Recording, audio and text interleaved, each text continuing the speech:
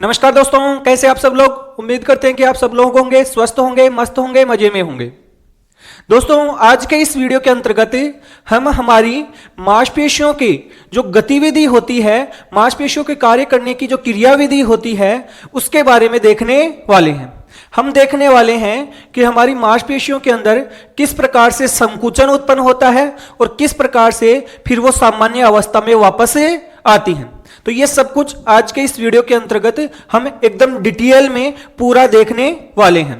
इस कारण वीडियो को पूरा जरूर देखें। और इसके अलावा यदि आप हमारे चैनल पर पहली बार आए हैं तो हमारे चैनल को भी जरूर सब्सक्राइब करें। और यदि आप सबको हमारे ये वीडियो अच्छे लगे तो वीडियो को लाइक और शेयर करना भी बिल्कुल ना भूलें। तो चलो बात करते हैं मांसपेशियों के संकुचन के बारे में। तो अब तक देखो, जो भी हम पेशियों के बारे में पढ़ रहे थे, तो पेशियों के बारे में अब तक हमने बहुत सारी चीजें पढ़ ली हैं। जैसे हमने क्या क्या पढ़ा है, देखो भाई, हमने देखा है कि पेशियां होती हैं,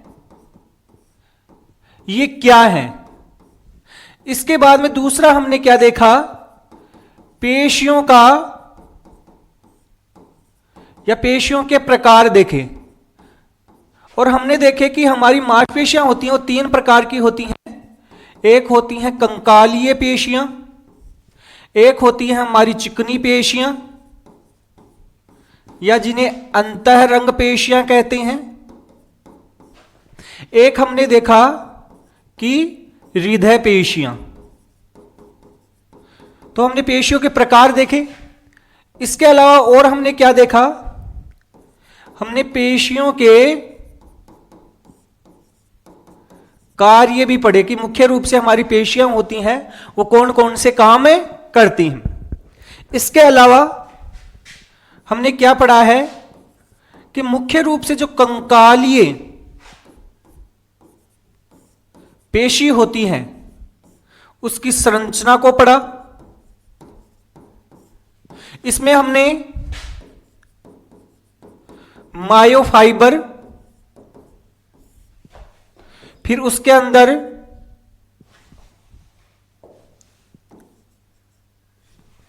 मायोफाइबर के भी अंदर क्या देखा है, मायोफाइब्रिल। और मायोफाइब्रिल के अंदर हमारे पतले तंतु व मोटे तंतु जो होते हैं उनकी संरचना को हमने पढ़ा है।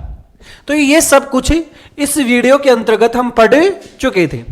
और आज के इस वीडियो के अंतर्गत इस पेशियों वाला जो टॉपिक है, हमारी जो ये मांसपेशियों वाला टॉपिक है, इस टॉपिक का अंतिम आपका टॉपिक रहने वाला है। और वो अंतिम टॉपिक क्या है, हमारी पेशीय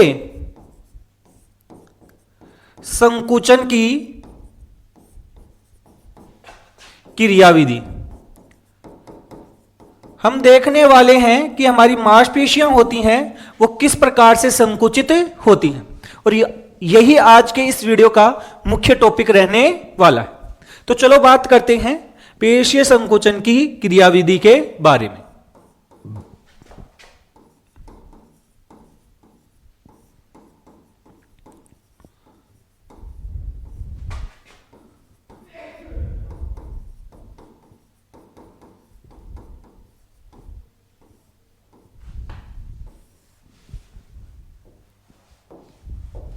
देखो, जब हम बात करते हैं पेशीय संकुचन के बारे में, तो यदि आप पहली बार यहीं से देख रहे हैं तो आप सबसे एक अनुरोध है कि आप इससे संबंधित 2 या 3 पिछले जो वीडियो हैं उनको एक बार जरूर देखें। क्योंकि यदि आप उनको नहीं देखोगे तो उसके बिना आपकी ये समझ में थोड़ा कम आएगा। इसलिए आपसे सबसे एक रिक्वेस्ट है कि आप पीछे पहले वीडियो जाकर देखें और उसके बाद में ये टॉपिक को दोबारा से आप समझें। हालांकि ये हमारा जो टॉपिक है ये आपके सिलेबस में सीधा सीधा मेंशन किया हुआ है। अब बात करते हैं हम पेशियों में संकुचन के बारे में। तो पेशियों में जब संकुचन के बारे में हम बात करते हैं तो आप सबको पता होगा कि पेशियों में संकुचन के लिए एक सिद्धांत दिया गया है और उसी सिद्धांत के अनुसार हम मांसपेशियों के संकुचन की क्रियाविधि को समझाते हैं। एक क्वेश्चन आपका सीधा सीधा यहां से बने सकता है और वो आपसे सीधा सीधा पूछ सकता है कि मांसपेशियों के संकुचन के सिद्धांत का क्या नाम है। तो आपको याद रखना है कि इसका एक सिद्धांत है जिसके द्वारा इसको हम समझाते हैं और वो है आपका सर्पी तंतु सिद्धांत। कौन सा सिद्धांत है? सर्पी तंतु सिद्धांत, या इंग्लिश में इसे क्या कहा जाता है? इंग्लिश में इसे कहा जाता है फिलामेंट स्लाइडिंग थ्योरी। क्या कहा जाता है? Filament sliding theory. यह कहा जाता है इस मांसपेशियों के संकुचन की क्रियाविधि को समझाने वाले सिद्धांत को, और इस सिद्धांत की सहायता से ही हम मांसपेशियों के संकुचन की क्रियाविधि को समझेंगे। आप सबको यह तो पता ही है, हमने जब पीछे पढ़ा है तो आप सबको यह तो पता ही होता है कि हमारे जो पेशी तंतु होते हैं, क्या होते हैं भाई? पेशी तंतु। और उस पेशी तंतु में आपके क्या पाए जाते हैं? पेशी तंतुक पाया जाता है, अर्थात यह हो गया मायोफाइबर,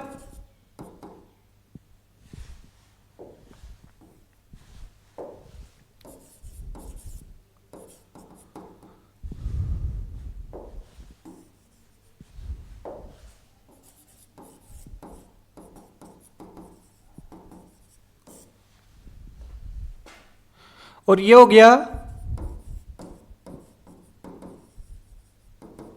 मायोफाइब्रिल। और इस पेशी तंतुक के अंतर्गत आपके पतले तंतु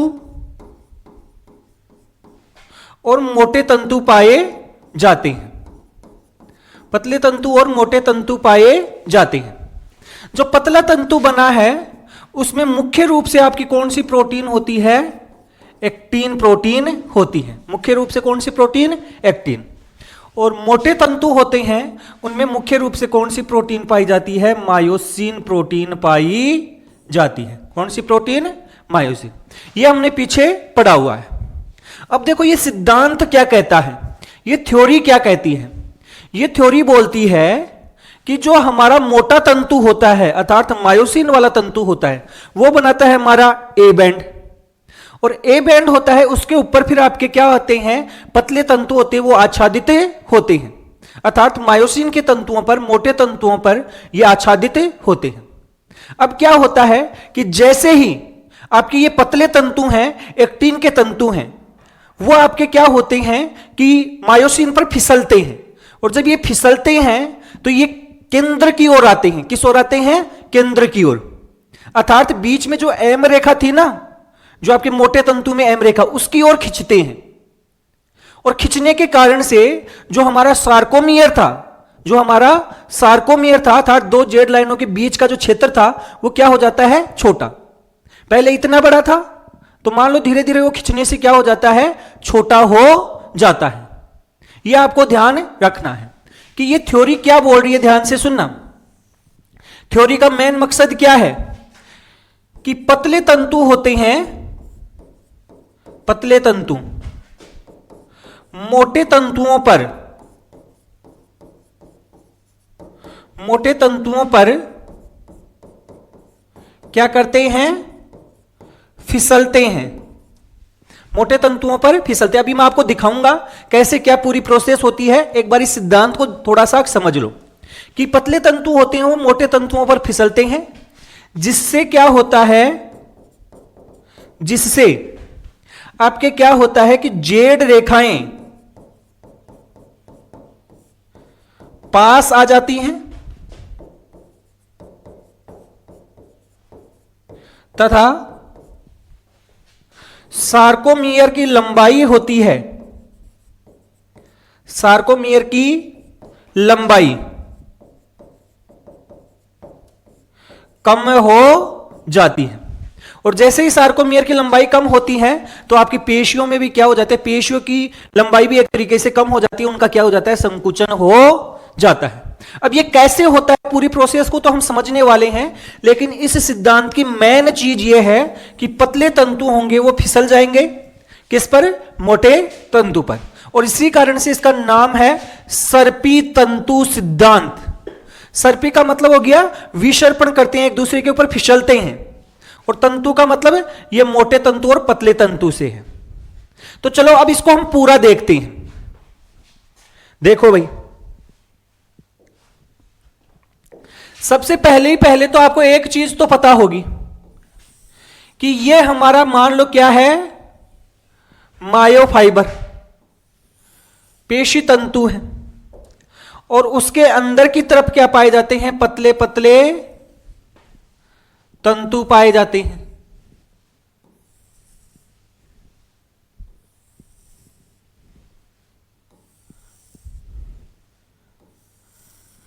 ये आपके पतले तंतु हैं।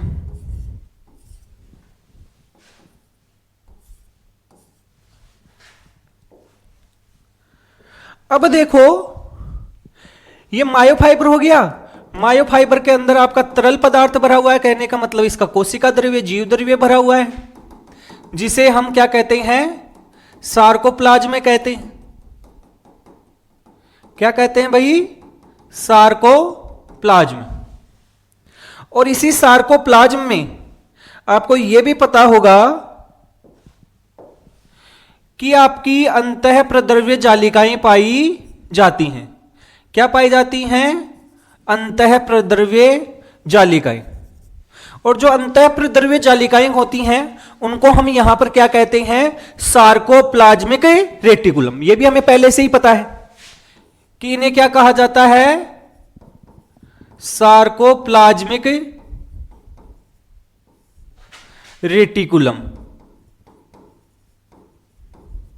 और जब मैंने आपको इसकी संरचना बताई थी उस दौरान भी आपको एक बात बताई थी कि ये सार्कोप्लाज्मिक रेटिकुलम होता है, इसके अंदर आपके कैल्शियम आयन होते हैं वो भरे हुए रहते हैं। ये कैल्शियम आयन का भंडार होता है, वो इस सार्कोप्लाज्मिक रेटिकुलम में पाया जाता है। अब देखो क्या है, किसी भी मांसपेशी में संकुचन उत्पन्न करवाना है। क्या उत्पन्न करवाना है? संकुचन। और ये हम किसकी बात कर रहे हैं? कंकालीय पेशी की। किसके बारे में बात कर रहे हैं? कंकालीय पेशी के बारे में बात कर रहे हैं। इसका मतलब इसको जो संकेत मिलता है, जो निर्देश मिलता है कि कब संकुचन करवाना है और कब संकुचन नहीं करवाना है, वो निर्देश आपके कहां से मिलता है? मस्तिष्क से। कहां से मिलता है भाई? मस्तिष्क से। मस्तिष्क से जैसे ही निर्देश मिलता है तो वो निर्देश कैसे आएगा? वो आएगा एक तंत्रिका के द्वारा। किसके द्वारा आएगा? तंत्रिका के द्वारा। और ये तंत्रिका होती है, उसे हम बोलते हैं प्रेरक तंत्रिका, जो आपके संकेत को या संदेश को मस्तिष्क से कहां तक लेकर आती है? किसी भी अंग तक, किसी भी पेशी तक लेकर जाती है। उसे हम कहते हैं प्रेरक तंत्रिका अर्थात मोटर न्यूरॉन।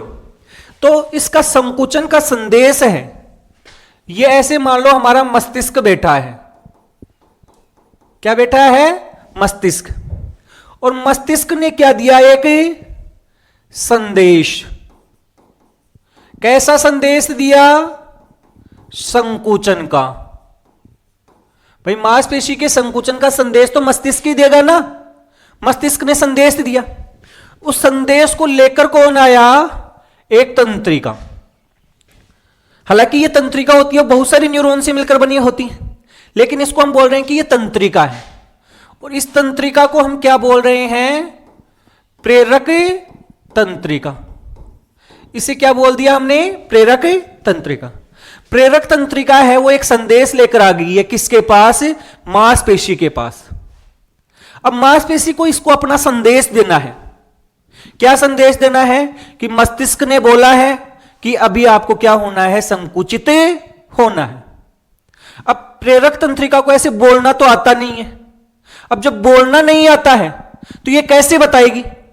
तो आप सबको पता होगा कि तंत्रिका होती है, उसके एंड में आपके क्या पाए जाते हैं? सिनेप्टिक पुट्टिकाएं पाई जाती हैं। ये सब हमने पढ़ाई था। जब हमने तंत्रिका वाला टॉपिक पढ़ा था तो आपको बताया था कि आपकी कोई भी तंत्रिका कोशिका होती है, उसके एंड में आपकी सिनेप्टिक पुट्टिकाएं पाई जाती हैं और उन सिनेप्टिक पुट्टिकाओं में क्या भरा रहता है? आपके एक रासायनिक पदार्थ भरे रहते हैं। उन रासायनिक पदार्थों को हम क्या कहते हैं? न्यूरोट्रांसमीटर कहते हैं। यह आपको बताया हुआ है। अब देखो यहां पर न्यूरोट्रांसमीटर भरे हुए हैं। अब ये न्यूरोट्रांसमीटर यहां पर रिलीज होते हैं। कहां रिलीज होते हैं? आपकी पेशी के पास आकर तंत्रिका क्या छोड़ देती है? अपने न्यूरोट्रांसमीटर छोड़ देती है। हालांकि न्यूरोट्रांसमीटर होते हैं वो बहुत अलग अलग प्रकार के होते हैं, जैसे आपका एपिनेफ्रिन, नोरेपिनेफ्रिन, आपका डोपामीन, सीरोटोनिन, गाबा, एसिटाइलकोलिन, ऐसे बहुत सारे क्या होते हैं? न्यूरोट्रांसमीटर पाए जाते हैं। लेकिन ये जो कंकालीय पेशी होती है, यहां पर सामान्य तौर पर कौन सा न्यूरोट्रांसमीटर रिलीज होता है? वो होता है हमारा एसिटाइलकोलिन। कौन सा न्यूरोट्रांसमीटर रिलीज होता है? याद रखना, एसिटाइलकोलिन। यह वास्तव में क्या है? एक न्यूरोट्रांसमीटर है जो तंत्रिका कोशिका ने छोड़ दिया है। किसके पास? पेशी के पास। आप सबको यह भी पता होगा कि हमने पिछली वीडियो में यह बात बताई थी कि पेशी और तंत्रिका के इस संधि स्थल को, पेशी और तंत्रिका के इस संधि स्थल को हम क्या कहते हैं? न्यूरोमस्कुलर जंक्शन कहते हैं। कहने का मतलब तंत्रिका पेशी संधि स्थल कहते हैं। तो याद रखना, जहां पर यह संधि स्थल है इसे हम क्या कहते हैं? तंत्रिका पेशी संधि स्थल, और वैसे बोला जाता है इसको न्यूरोमस्कुलर जंक्शन। मैं शॉर्ट में लिख देता हूं, न्यूरोमस्कुलर जंक्शन, NMJ कहते हैं। और इस संधि स्थल पर आपके न्यूरॉन ने क्या छोड़ दिए हैं? न्यूरोट्रांसमीटर छोड़ दिया। और ये न्यूरोट्रांसमीटर है वो कौन सा है? एसिटाइलकोलिन। अब ये एसिटाइलकोलिन है, ये आपकी तंत्रिका कोशिका अर्थात आपकी जो ये पेशी कोशिका है जिसे हम बोल रहे हैं मायोफाइबर, पेशी तंतु, उसके किससे जुड़ता है? कोशिका झिल्ली से जुड़ता है। कहने का मतलब इस सार्कोलेमा से जुड़ता है। किससे जुड़ता है भाई? सार्कोलेमा। भाई ये मान लो एक ही बात है। तो ये न्यूरोट्रांसमीटर किससे जुड़ता है? हमारी सार्कोलेमा से। और जैसे ही सार्कोलेमा से न्यूरोट्रांसमीटर जुड़ते हैं, देखो इन न्यूरोट्रांसमीटर के जुड़ने के लिए आपकी इस पर क्या पाए जाते हैं? कुछ ग्राही पाए जाते हैं। किस पर? आपकी सार्कोलेमा पर। और सार्कोलेमा पर ये एसिटाइलकोलिन है वो अपने ग्राही के साथ जुड़े जाता है। और जैसे ही ग्राही के साथ ये एसिटाइलकोलिन जुड़ता है, वैसे ही क्या होता है? ध्यान से सुनना, वैसे ही आपकी ये जो कोशिका झिल्ली है, क्या है? कोशिका झिल्ली जो आपकी सार्कोलेमा है, ये क्या हो जाती है? पारगम्य हो जाती है। किसके लिए? सोडियम के लिए। किसके लिए पारगम्य हो जाती है? सोडियम के लिए। सामान्य तौर पर किसी भी कोशिका के बाहर की ओर सोडियम ज्यादा होता है और अंदर की ओर सोडियम क्या होता है? कम। तो इस कारण क्या होता है? ध्यान से सुनना, जैसे ही एसिटाइलकोलिन है इन ग्राही के साथ जुड़ा, वैसे ही आपकी सार्कोलेमा है वो क्या हो गई? पारगम्य। किसके लिए? आपके सोडियम आयनों के लिए। और सोडियम आयनों के लिए पारगम्य हो गई। और सोडियम आयन किस तरफ ज्यादा है? आप खुद ही बताओ। बाहर की ओर ज्यादा है। सोडियम आयन किस ओर ज्यादा है? बाहर की ओर। जैसे ही बाहर की ओर से सोडियम आयन होते हैं, ये अंदर की ओर आते हैं। किस ओर आते हैं? अंदर की ओर। ध्यान से सुनना, यहां सोडियम आयन किस ओर आ जाते हैं? अंदर की ओर।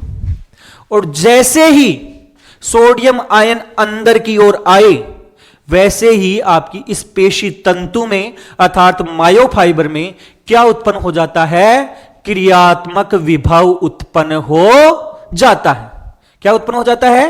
क्रियात्मक विभव, अर्थात कोशिका में काम करने के लिए जो एनर्जी एक तरीके से आ गई, एक तरीके से आदेश मिल गया।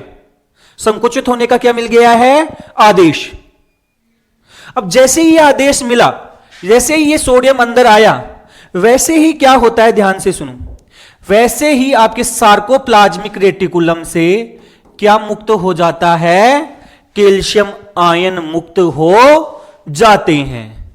आपको अभी बताया था कि सार्कोप्लाज्मिक रेटिकुलम में क्या भरे हुए थे? कैल्शियम के आयन, बहुत भंडार भरा हुआ था, इकट्ठा था। लेकिन यह पहले सार्कोप्लाज्मिक रेटिकुलम के अंदर ही था। अब जैसे ही सोडियम अंदर आया कोशिका के, वैसे ही सार्कोप्लाज्मिक रेटिकुलम ने क्या निकालना बाहर कर दिया? किस चीज को बाहर छोड़ना प्रारंभ कर दिया? आपके कैल्शियम आयन को बाहर निकालना प्रारंभ कर दिया। और जैसे ही कैल्शियम आयन बाहर निकला, अब कुछ ना कुछ ऐसा होगा जिसके कारण से मांसपेशी में संकुचन उत्पन्न होगा। कहने का मतलब यह हुआ कि मांसपेशी में संकुचन के लिए कैल्शियम आयन का मुक्त होना क्या है? जरूरी है। और इसी कारण याद रखना कि कैल्शियम आयन होता है, यह हमारे शरीर के लिए बहुत ही महत्वपूर्ण एक खनिज लवण होता है। तो अब खेल यहां पर आ गया, कहां पर आ गया? कैल्शियम आयन के पास। ये कैल्शियम आयन का क्या हो गया है? मुक्त हो गया है। कहां मुक्त हो गया है? आपके सार्कोप्लाज्म में मुक्त हो गया। अब जैसे ही सार्कोप्लाज्म में मुक्त हुआ, अब क्या होगा? अब यह जाएगा आपके मायोफाइब्रिल में। कैल्शियम आयन कहां जाएगा? मायोफाइब्रिल में। और मायोफाइब्रिल में आप सबको पता है क्या उपस्थित है? एक तो है पतले तंतु। क्या है भाई? एक तो उपस्थित हैं आपके पतले तंतु, और एक उपस्थित हैं आपके मोटे तंतु। पतले तंतु है, इसमें क्या क्या है? मेनली तो है एक्टिन प्रोटीन। कौन सा प्रोटीन है? Actin protein. आप सबको पता है कि ये एक्टिन प्रोटीन है, इसके ऊपर एक ऐसी जगह पाई जाती है, आप सबको बताया हुआ है कि एक्टिन प्रोटीन होता है, इसकी सबसे छोटी इकाई होती है जी एक्टिन, ग्लोब्यूलर एक्टिन, और इसके ऊपर एक संधि स्थल पाया जाता है। एक ऐसा स्थल पाया जाता है जहां पर आपका क्या जुड़ सकता है? मायोसिन जुड़ सकता है। क्या जुड़ सकता है? मायोसिन जुड़ सकता है। लेकिन सामान्य अवस्था में इस स्थल को ढककर रखा जाता है, इसको बंद करके रखा जाता है। क्यों? क्योंकि इसको खुला छोड़ते ही तो मायोसिन इसके साथ जुड़ जाता है। इसका मतलब इसको बंद करके रखो। और बंद कौन करके रखता है? इसके साथ एक प्रोटीन जुड़ी होती है जिसे हम बोलते हैं ट्रोपोमायोसिन। कौन सी प्रोटीन होती है? ट्रोपोमायोसिन। ये सब कुछ क्या है, कैसे है, अगर आपके नहीं समझ में आ रहा है तो पीछे वाला वीडियो है उसको एक बार जाकर देखें। उसमें हमने पतले तंतु और मोटे तंतु है उसकी संरचना को एकदम डिटेल में डिस्क्राइब किया है। तो ये ट्रोपोमायोसिन है, इसको ढककर रखता है। किसको? एक्टिन के सक्रिय स्थल को या संधि स्थल को, और इसको ढककर रखता है। उसमें काम आता है आपका ट्रोपोमायोसिन, और एक काम में आता है आपका ट्रोपोनिन। कौन काम में आता है? ट्रोपोनिन। इस ट्रोपोनिन की भी संरचना जब हमने देखी थी, हमने बताया था कि इसमें 3 ऐसे स्थल पाए जाते हैं, 3 यूनिट होती है एक तरीके से, जिसमें से एक होती है आपकी ट्रोप टी, एक को हम बोलते हैं ट्रोप आई, और एक को हम बोलते हैं ट्रोप सी। ये ट्रोपोनिन की होती है। तो इस संधि स्थल को बंद करके रखने में इसका भी योगदान है और इसका भी योगदान है।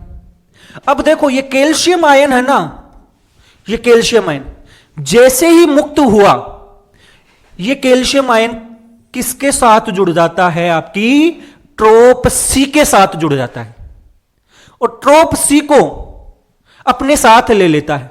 भाई ट्रोप सी पहले क्या काम कर रहा था? आपके एक्टिन के कौन से स्थल को बंद करके रख रखा था? संधि स्थल को। कैल्शियम मुक्त होते ही कैल्शियम इसके पास आया, अपने दोस्त के पास। किसके पास? ट्रोप सी के पास, अर्थात ट्रोपोनिन के पास। और ट्रोपोनिन के पास आकर बोला कि यहां क्या बैठा है? जो दोनों दोस्त चलते हैं बाहर, चाय पी कर आएंगे। तो ये तो दोनों चले गए। जैसे ही दोनों चले गए तो अकेला बच गया कौन? ट्रोपोमाइसिन। अब ट्रोपोमाइसिन अकेला पड़ गया, और जैसे ही अकेला पड़ा तो ये क्या हो गया कि आपके संधि स्थल को खोल दिया। कौन से संधि स्थल को खोल दिया? इस एक्टिन के संधि स्थल को खोल दिया। और जैसे ही एक्टिन का संधि स्थल खुला, जैसे ही एक्टिन का संधि स्थल खुला, तो यह मायोसिन प्रोटीन है। मोटे तंतु के अंतर्गत कौन सी प्रोटीन है? मायोसिन। यह मायोसिन प्रोटीन तैयार बैठी है कि इसको तो एक बार वो संधि स्थल खुला दिख जाए, एक बार वो संधि स्थल क्या दिख जाए? खुला, वो उसको पकड़ लेगा हाथों हाथ। किसको पकड़ लेगा? एक्टिन को। और जैसे ही एक्टिन को पकड़ेगा फिर पूरा खेल हो जाएगा। इसका मतलब यह हुआ कि संकुचन की क्रियाविधि के लिए यह कैल्शियम आयन है वो मुख्य रूप से जिम्मेदार है। इस पूरी क्रियाविधि को यदि मैं आपको बताऊं तो मैंने क्या क्या बताया अब तक? देखो, दोबारा से देखो। मैंने यह बताया कि हमारा मस्तिष्क होता है, हमारा मस्तिष्क होता है, यह क्या उत्पन्न करता है? एक संकेत। किसका? संकुचन का। इस संकुचन के संकेत को कौन लेकर आता है? हमारी प्रेरक तंत्रिका। कहां लेकर आती है? आपकी तंत्रिका पेशी संधि स्थल पर। यहां पर क्या रिलीज होता है? हमारा एसिटाइल कोलिन। क्या रिलीज होता है? Acetyl choline. ये एसिटाइल कोलिन होता है, ये आपकी सार्कोलेमा से, सार्कोलेमा के ग्राही से क्या हो जाता है? जुड़े जाता है। जैसे ही ग्राही से जुड़ता है वैसे ही क्या होता है? सार्कोलेमा, वैसे ही आपकी सार्कोलेमा होती है, ये क्या हो जाती है? पारगम्य। किसके लिए पारगम्य हो जाती है? सोडियम आयन के लिए। जैसे ही ये सोडियम आयन आपके किस में आता है? सार्कोप्लाज्म में आता है, सार्कोप्लाज्म में। वैसे ही सार्कोप्लाज्मिक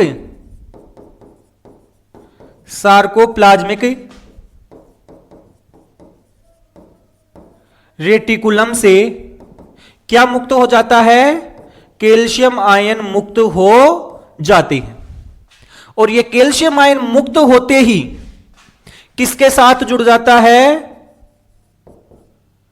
ट्रोपोनिन के साथ जुड़े जाता है। और जैसे ही ट्रोपोनिन के साथ जुड़ा तो ट्रोपोनिन तो चल गए, ट्रोपोनिन तो चला गया। अब संधि स्थल की रक्षा कौन करे? उसको ढककर कौन रखे? ट्रोपोमाइसिन भी अकेला बोल रहा है मैं अकेले काम नहीं कर सकता। तो क्या हुआ?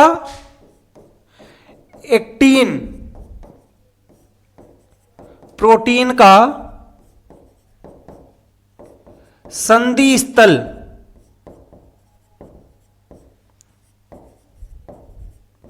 खुल जाता है। और एक्टिन प्रोटीन का जैसे ही संधि स्थल खुला वैसे ही क्या होता है? मायोसिन प्रोटीन का शीर्ष एक्टिन से जुड़कर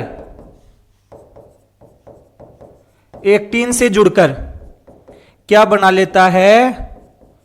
क्रॉस सेतु बना लेता है। क्या बना लेता है? क्रॉस सेतु। अब ये कैसे हो रहा है?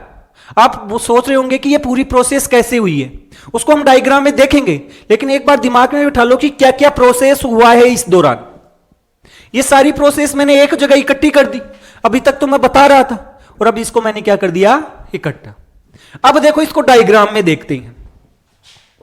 किसमें समझते हैं? डायग्राम में। सबसे पहले तो आप ये देखो कि सामान्य अवस्था में हमारी जो मांसपेशी होती है, उस मांसपेशी के अंदर ये तो होते हैं आपके पतले तंतु। क्या होते हैं भाई? पतले तंतु। और इन पतले तंतु के बीच में कौन सी रेखा पाई जाती है? आप सबको पता होगा, हमने पढ़ा था। वो पाई जाती है हमारी कौन सी रेखा? जेड रेखा। ये भी कौन सी हो गई है? हमारी जेड रेखा। और ये हो गए हमारे पतले तंतु। इसके बाद में देखो, यहां पर आपके क्या पाए जा रहे थे? मोटे तंतु। क्या पाए जा रहे थे?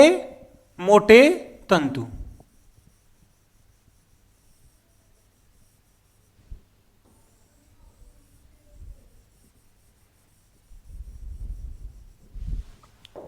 तो ये हो गए हैं हमारे मोटे तंतु। और इनके बीच में भी एक रेखा पाई जाती है जिसे हम बोलते हैं एम रेखा। क्या बोलते हैं भाई? एम रेखा। ये कौन सी कंडीशन की बात हो रही है? ये सामान्य अवस्था की। कौन सी अवस्था की बात हो रही है? सामान्य अवस्था के बारे में बात हो रही है। तो सामान्य अवस्था में ऐसे ही पाया जाता है। अब देखो, आपको यह सब कुछ पता होगा वैसे तो, कि जहां तक आपका मोटा तंतु पाया जाता है, जितनी दूरी तक, चाहे से वहां पर एक्टिन हो या नहीं हो, जहां तक आपका मोटा तंतु उपस्थित है उसे बोला जाता है ए बैंड। क्या बोला जाता है? A band. और इसके अलावा जो भी भाग बच जाता है उसे हम बोलते हैं आई बैंड। इधर भी क्या हो जाएगा आपका? I band. समझ गए कि नहीं समझ गए? और ये जो बीच की दूरी है, एक जेड रेखा से दूसरी जेड रेखा के बीच की दूरी, इसे हम बोलते हैं सार्कोमियर। इसे हम क्या बोलते हैं? सार्कोमियर। अब देखो क्या होता है कि एक डायग्राम दिखाता हूं मैं आपको।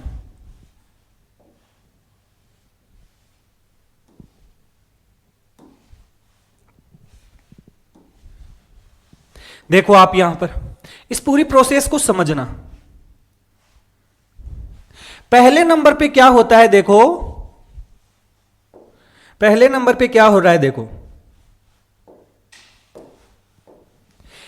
ये है हमारा कौन सा तंतु? ये है हमारा मोटा तंतु। यहां पर हालांकि ऐसे लिखा हुआ है तो इसको लिख देते हैं मोटा तंतु अर्थात थिक फिलामेंट। और ये है हमारा कौन सा? पतला तंतु अर्थात थिन फिलामेंट। अब यहां पर इस मोटे तंतु में जो शीर्ष पाया जाता है उसमें आपको पता होगा कि एक ऐसी जगह पाई जाती है जहां से ये एक्टिन प्रोटीन से जुड़े सकता है। और एक्टिन प्रोटीन की कौन सी जगह से जुड़ जाता है? आपके संधि स्थल से। तो ये इसमें शीर्ष पाया जाता है। और ये शीर्ष है आपका किससे जुड़ जाता है? एक्टिन प्रोटीन से। और इसके जुड़ने के लिए हमें किसकी जरूरत पड़ती है? एटीपी की। किसकी जरूरत पड़ती है? एटीपी। क्योंकि ऊर्जा तो चाहिएगी ना उसको पकड़ने के लिए।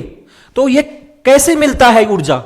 आप सबको पता होगा कि मायोसिन प्रोटीन के पास एक ऐसी जगह पाई जाती है जहां पर आपकी एटीपी जुड़ती है, वो उसको किस में तोड़ देता है? एडीपी प्लस एक फॉस्फेट में, और ऊर्जा निकाल लेता है। और उसी ऊर्जा के उपयोग के द्वारा ये आपका पतला तंतु है, ये किससे जुड़ जाता है? देखो यहां पर देखो, ये किससे जुड़ जाता है? आपकी एक्टिन प्रोटीन से जुड़े जाता है। ये मोटा तंतु किससे जुड़ गया है? ये मोटा तंतु किससे जुड़ गया है? ये है पतला तंतु, ये है मोटा तंतु। तो ये मोटा तंतु किससे जुड़ गया? आपके पतले तंतु से। उसको पकड़ लिया, और जैसे उसको पकड़ता है वैसे ही किसका निर्माण होता है? क्रॉस ब्रिज अर्थात क्रॉस सेतु का निर्माण होता है। किसका निर्माण होता है? क्रॉस सेतु। क्रॉस सेतु का मतलब एक तरीके से इसकी जो ये भुजा थी ना मायोसिन की, उसने किसको पकड़ लिया है? एक्टिन को। और ये किसका निर्माण हो गया? क्रॉस सेतु का निर्माण हो गया।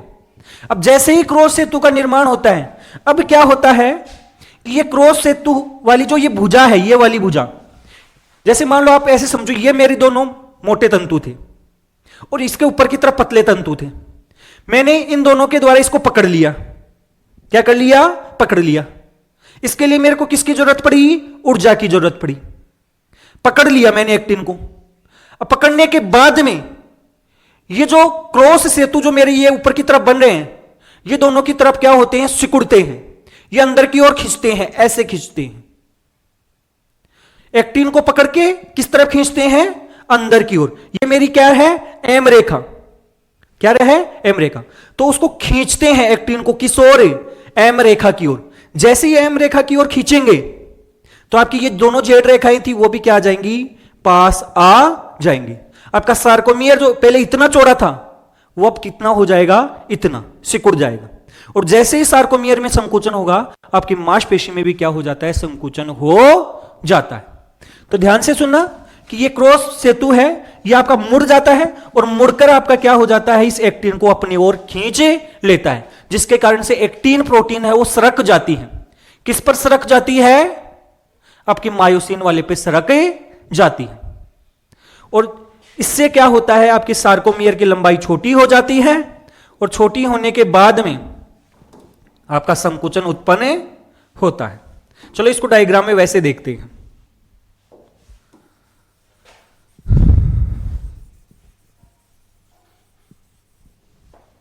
चलो देखो, ये सब कुछ सामान्य अवस्था में था।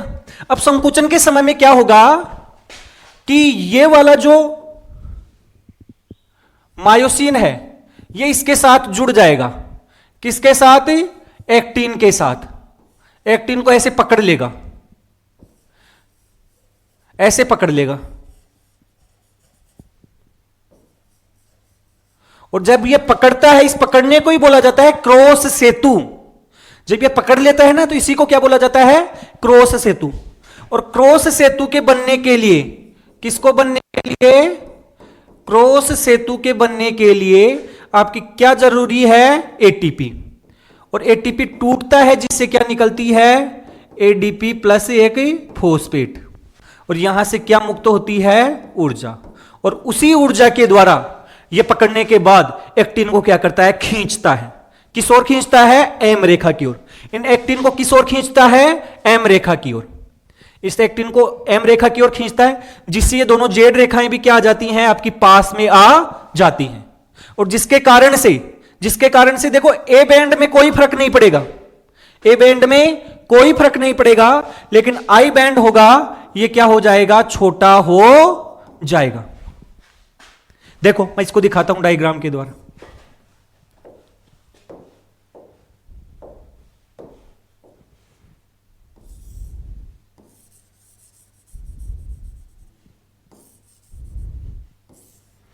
ये बीच का ए बैंड वाला क्षेत्र है,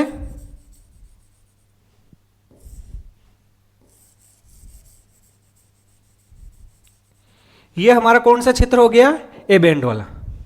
और इसके बीच में ये कौन सी रेखा हो गई? एम रेखा। इसके अलावा अब इनको खींचते ही आपके ये पतले तंतु इसके ऊपर सरक कर किस ओर आ जाते हैं? एम रेखा की ओर। और ये यहां पर आ गए आपके।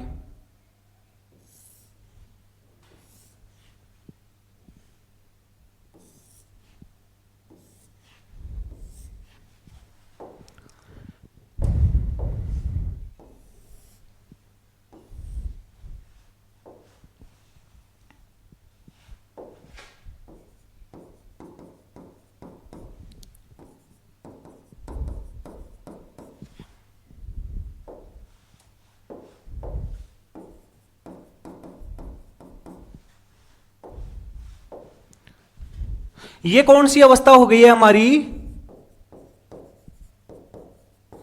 संकुचित अवस्था। कौन सी अवस्था हो गई है? संकुचित अवस्था। आप खुद ही अंतर देखो।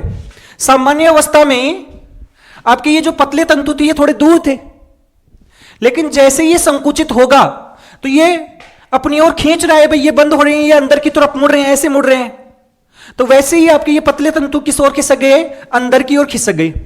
पहले जो सार्कोमियर इतना लंबा था भाई दो जेड रेखाओं के बीच की दूरी को हम बोलते हैं सार्कोमियर। ये पहले इतना लंबा था, अब ये सिकुड़कर इतना सा हो गया, केवल इतना सा हो गया, अर्थात सार्कोमियर की लंबाई क्या हो गई? कम। और जैसे ही सार्कोमियर की लंबाई कम होती है वैसे ही आपकी इसमें क्या उत्पन्न हो जाता है? संकुचन। और इसी संकुचन के कारण से आपकी मांसपेशियों में क्या होती है? गति होती है। ध्यान रखना, इसके कारण से आपका ए बैंड होगा, ये ए बैंड है, क्या ये छोटा होगा? नहीं भाई, जहां तक मायोसिन था वो मायोसिन तो है ही है ना, और जहां तक मायोसिन है वहां पर तो ए बैंड है, तो ए बैंड में तो कोई कमी नहीं है। लेकिन ये आई बैंड क्या हो जाएगा? अब छोटा। पहले देखो इतना बड़ा था, अब ये इतनी सी दूरी रह जाएगी, इधर भी इतनी सी दूरी रह जाएगी, इस कारण आई बैंड क्या हो जाता है? छोटा हो जाता है। यह आपको ध्यान रखना है।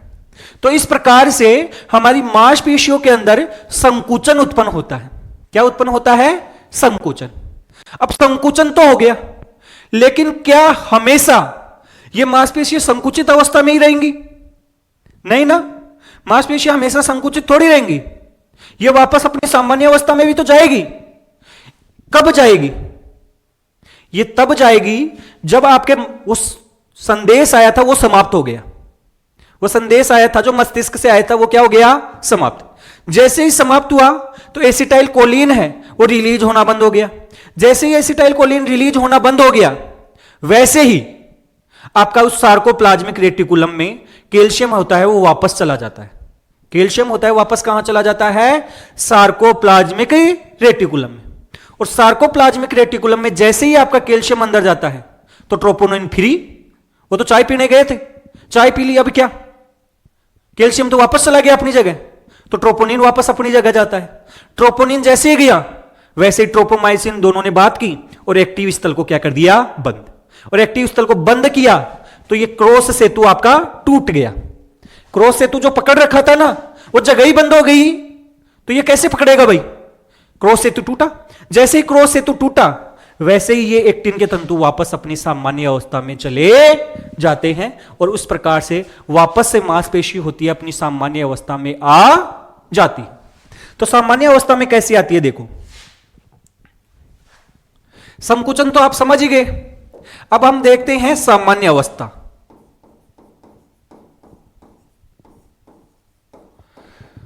सामान्य अवस्था में लौटना कैसे लौटेगी? देखो, मस्तिष्क है, इसका संकेत है, यह क्या हो गया? समाप्त। जैसे ही मस्तिष्क का संकेत समाप्त हुआ वैसे ही आपका कैल्शियम आयन था पुनः किसमें लौट जाता है? पुनः अवशोषण हो जाता है। किसमें? सार्कोप्लाज्मिक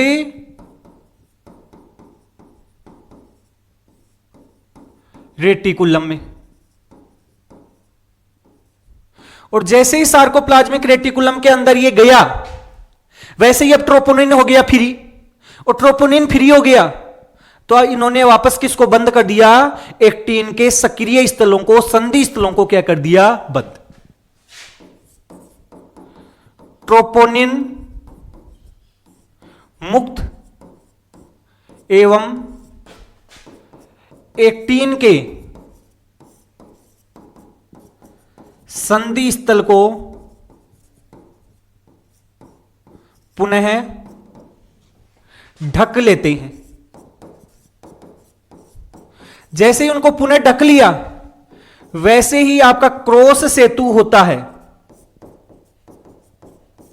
यह क्या हो जाता है? टूट जाता है। भाई क्रॉस सेतु किस किस के बीच में बन रहा था? एक्टिन और मायोसिन। ये क्रॉस सेतु टूट गया। जैसे ही क्रॉस सेतु टूटा एक्टिन पुनः सामान्य अवस्था में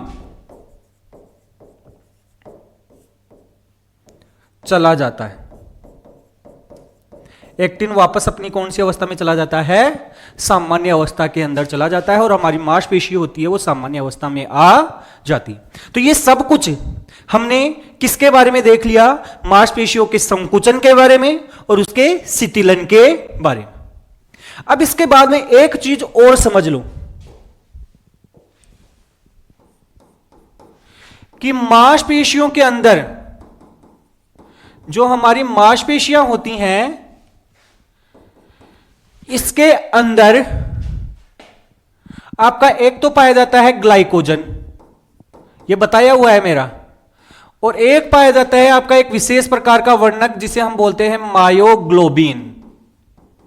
क्या बोलते हैं? मायोग्लोबिन।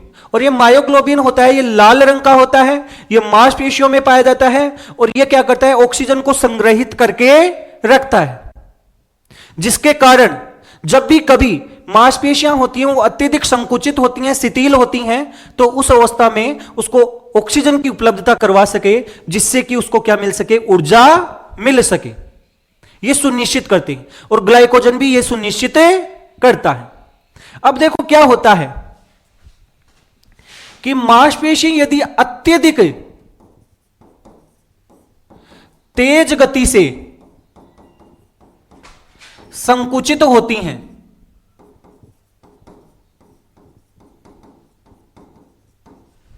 जब मांसपेशियां बहुत ज्यादा संकुचित होने लग जाती हैं, तो उस दौरान क्या होता है? देखो, सामान्य अवस्था में मांसपेशी के पास इतनी ऑक्सीजन होती है कि वो उस ग्लूकोज का क्या कर सके?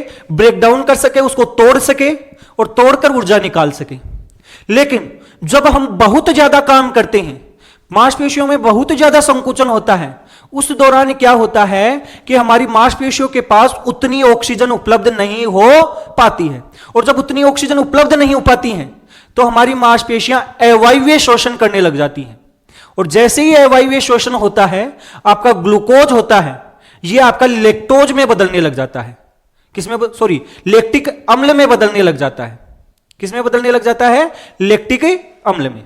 और ये लैक्टिक अम्ल हमारी मांसपेशियों में जमा होने लगे जाता है, और जिसके कारण से बहुत ज्यादा काम करने के बाद में हमारी मांसपेशियों में दर्द उत्पन्न होता है। तो देखो ये क्या होता है कि अत्यधिक काम करते हैं तो ऑक्सीजन की क्या होती है? इसकी हो जाती है कमी, और जैसी ऑक्सीजन की कमी होगी तो ग्लूकोज का अवायवीय क्या होने लग जाता है? श्वसन। और अवायवीय श्वसन होता है तो ग्लूकोज से क्या बन जाता है? लैक्टिक अम्ल बने जाता है, और ये लैक्टिक अम्ल होता है ये हमारी मांसपेशियों में जमा हो जाता है, और क्या उत्पन्न करता है? दर्द करता है। इसी कारण से आपकी अत्यधिक काम करने के बाद में कुछ दिनों तक, 1-2 दिन तक आपकी मांसपेशियों में क्या होता है? दर्द उत्पन्न होता है। तो इसको हम बता सकते हैं। कैसे बता सकते हैं? कि क्या आप जानते हैं कि जब हम दौड़ लगाते हैं, दौड़ लगाने के बाद में उसके 2 या 3 दिन तक हमारी जो पैरों की मांसपेशियां होती हैं उनमें अत्यधिक दर्द रहता है। और वो क्यों रहता है? क्योंकि दौड़ लगाने के दौरान हमारी मांसपेशियों ने अत्यधिक काम किया, जिसके कारण से उनको ऑक्सीजन उतनी मात्रा में उपलब्ध नहीं हो पाई, और जब ऑक्सीजन उपलब्ध नहीं हो पाती है तो जो आपका ग्लूकोज होता है वो अवायवीय श्वसन के द्वारा किसमें बदल जाता है? लैक्टिक अम्ल में बदल जाता है, और ये लैक्टिक अम्ल होता है हमारी मांसपेशियों में जमा हो जाता है, जिसके कारण से हमारी मांसपेशियों में दर्द उत्पन्न होता है। जब ये धीरे धीरे लैक्टिक अम्ल समाप्त होता है तो धीरे धीरे मांसपेशियों में अपने आप ही वो दर्द क्या हो जाता है? कम हो जाता है। ये आपको ध्यान रखना है।